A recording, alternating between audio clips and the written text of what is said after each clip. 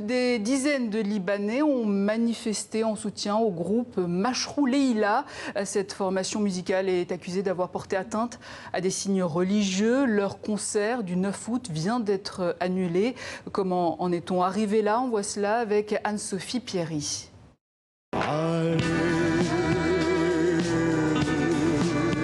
Les Mashrou Leila ne joueront pas à Byblos la semaine prochaine. Un concert annulé pour cause de menaces sécuritaires. À l'origine de la polémique, Madonna en Madone, dans un article de 2015 partagé sur Facebook par Ahmed Sino, le chanteur des Mashrou Leila. La polémique enfle depuis une semaine, 4 ans pourtant après les faits. Les Mashrou Leila sont dans le viseur de certains religieux.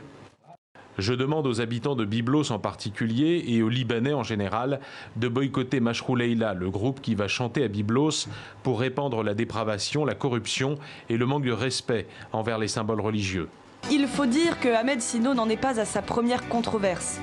Dans un pays qui condamne l'homosexualité, il a été l'un des rares au Liban à afficher ouvertement son orientation sexuelle. Il est perçu comme une icône de la communauté LGBT dans le monde arabe. Pour ces dizaines de Libanais réunis hier en soutien, c'est la liberté d'expression qui est aujourd'hui menacée. Je suis ici pour défendre un espace de liberté qui nous est petit à petit retiré. Ça a commencé il y a 2 ans environ. Des gens étaient appelés pour être interrogés uniquement parce qu'ils avaient exprimé leur opinion.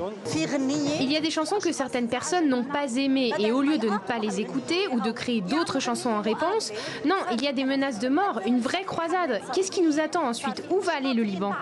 Les Mashrou Leila s'étaient déjà produits 2 fois sur la scène du festival de Byblos sans la moindre contestation.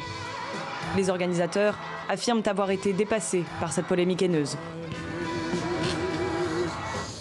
Et l'on retrouve en direct de Beyrouth notre correspondant Wissam Charaf. Wissam, comment expliquer cette décision des autorités d'interdire le concert des Mashrou Leila le 9 août prochain au Festival international de Byblos? La pression était devenue trop forte peut-être?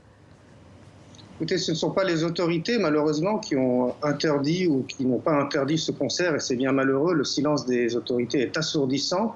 C'est bien l'organisation du concert de Byblos qui a préféré ne pas le faire. Dans leur communiqué, ils disent pour éviter toute effusion de sang.